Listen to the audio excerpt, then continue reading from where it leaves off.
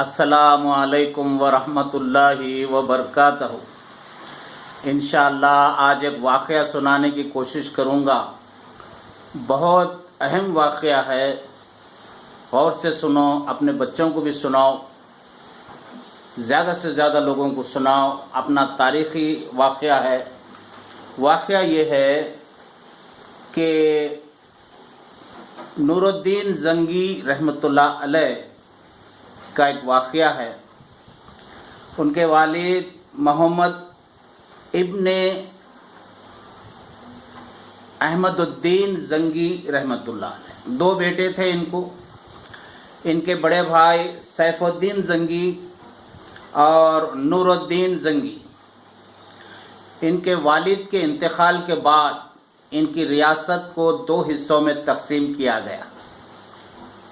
ایک حصہ نور الدین زنگی رحمۃ اللہ علیہ کے حق میں آیا۔ یہ تاریخی واقعہ مفسرین نے باقاعدہ طور پہ لکھا۔ یہ 1118 عیسوی کا ہے، 1118 عیسوی میں سلطان نور الدین زنگی رحمۃ اللہ علیہ پیدا ہوئے اور 1174 میں آپ کی وفات ہوئی۔ 1174 15 مئی 1174 کو آپ کی وفات ہوئی۔ یہ 1118 سے 1174 کے بیچ رہے اور یہ بڑے اللہ والی سلطان تھے، نماز کے پابند، باقاعدہ تہجد کی نماز پڑھتے اور بڑے انصاف کے ساتھ رہتے۔ بعض مفسرین نے یہاں تک بھی لکھا ہے کہ حضرت عمر فاروق رضی اللہ تعالیٰ عنہ کے دور کے بعد اگر کوئی دور ہم نے دیکھا تو سلطان نور الدین زنگی رحمۃ اللہ علیہ کا دور دیکھا۔ بڑے انصاف پسند، بالکل حساب کتاب۔ ایک دن ان کی بیوی نے کہا، دیکھیے پیسے بس نہیں ہو رہے کھانے کے، خزانے میں تو لاکھوں روپیہ رکھا ہوا ہے۔ تو انہوں نے کہا، یہ لاکھوں روپیہ میرا نہیں ہے، قوم کا ہے۔ یہ میری 3 دکانیں ہیں، یہ 3 دکانوں کی جو بھی آمدنی آ رہی اس میں اپنا گھر کیا ہے چلا لیں، اور جتنی تنخواہ میں لے سکتا ہوں بس اس سے زیادہ میں نہیں لیتا۔ بہت ایمانداری سے چلاتے تھے۔ ایک دن کا واقعہ ہے کہ یہ رات میں تہجد کی نماز کے لیے اٹھے، نماز پڑھا آپ نے، پھر اس کے بعد وہ سو گئے۔ خواب میں نبی کریم صلی اللہ علیہ وسلم کی زیارت ہوئی۔ اللہ کے رسول صلی اللہ علیہ وسلم نے کہا، نور الدین زنگی، یہ 2 آدمی، ان کے 2 چہرے بتائے گئے، ان کے شر سے میری حفاظت کرو۔ آپ فوراً اٹھ گئے، وضو بنایا، 2 رکعت نماز پڑھی آپ نے نفل۔ ذرا پریشان تھے، کیا ہے، کون 2 آدمی ہے، کیا ہو رہا ہے، ظاہر سی بات ہے۔ پھر آپ سو گئے، پھر سے وہی خواب آیا، نور الدین زنگی، یہ 2 لوگوں سے میری حفاظت، ان کے شر سے مجھے بچا۔ پھر آپ نماز پڑھے، پھر آپ سو گئے، تیسری مرتبہ بھی یہ خواب آیا تو پھر آپ بہت پریشان ہو گئے، اٹھ گئے، اپنے خاص وزیر کو بلایا۔ آپ نے کہا کہ ایسا 3 بار میرے کو خواب آیا، کیا بات ہے؟ تو وزیر نے کہا، سلطان لگتا ہے مدینے میں کچھ بہت بڑا معاملہ ہونے والا ہے، لہٰذا اس بات کو راز میں رکھ کر ہم لوگ فوراً مدینے کو نکلتے ہیں۔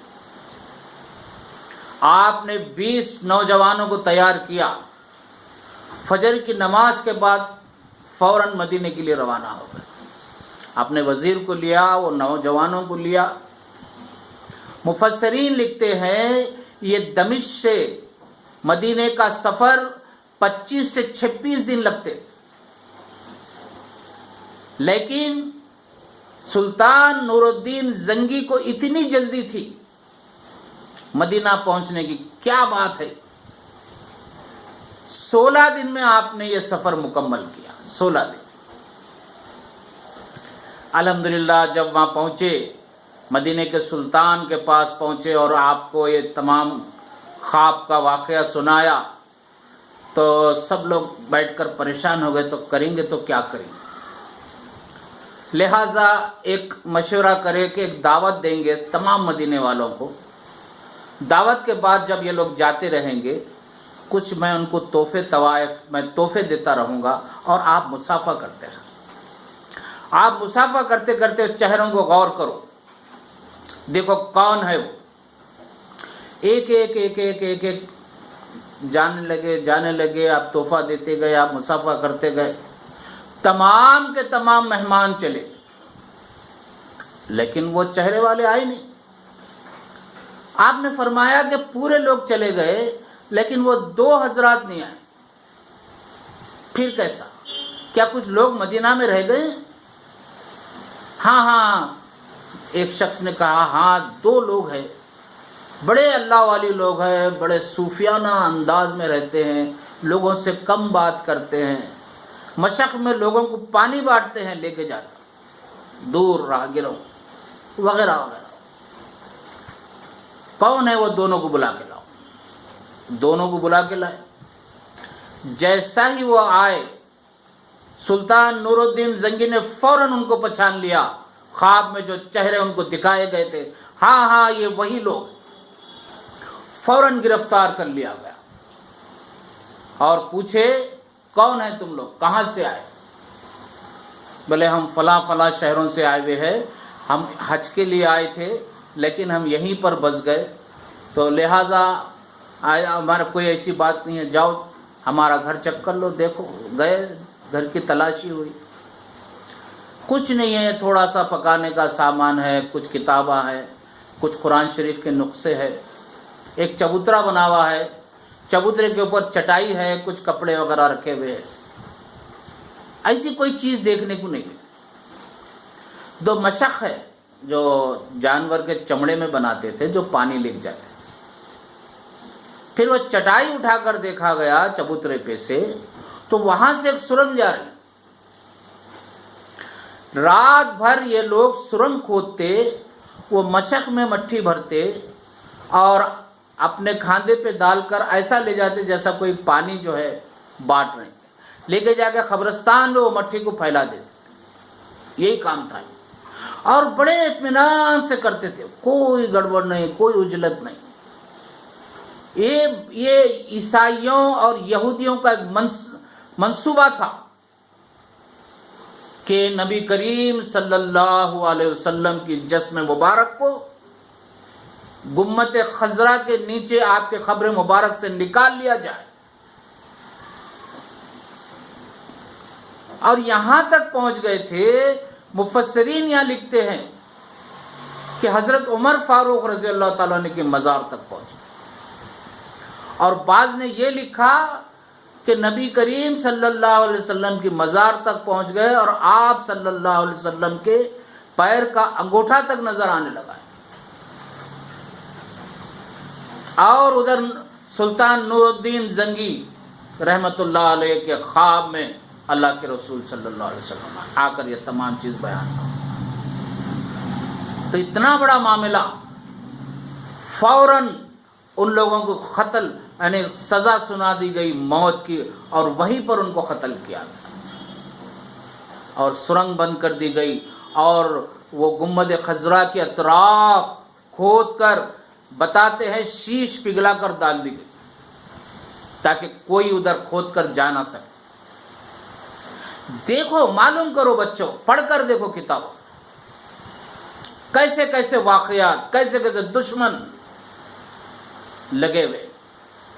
نبی کریم صلی اللہ علیہ وسلم کی وفات کے بعد یہ واقعہ جو ہوا 1118 عیسوی کا ہے، آج سے 9 سال پہلے کا، معاف کرنا 900 سال پہلے کا، 2000 چل رہا تھا، اور اللہ کے رسول صلی اللہ علیہ وسلم کے 500 سال بعد کا واقعہ ہے۔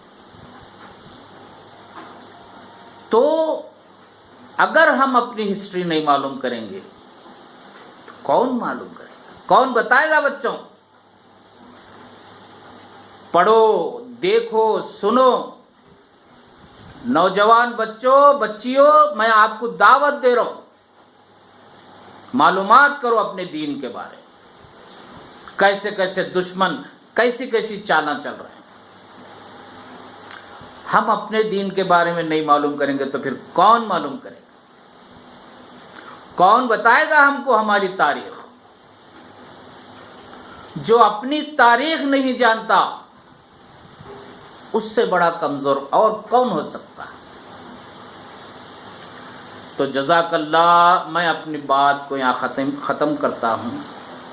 سلطان نور الدین زنگی رحمۃ اللہ علیہ کا یہ واقعہ ہے 1118 عیسوی سے 1174 عیسوی کے بیچ کا واقعہ۔ نیٹ سے معلوم کرو، کتابیں نکال کے معلوم کرو، دیکھو تو صحیح ذرا آخر کیا کیا ہو رہا۔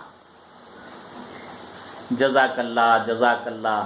السلام علیکم ورحمۃ اللہ وبرکاتہ۔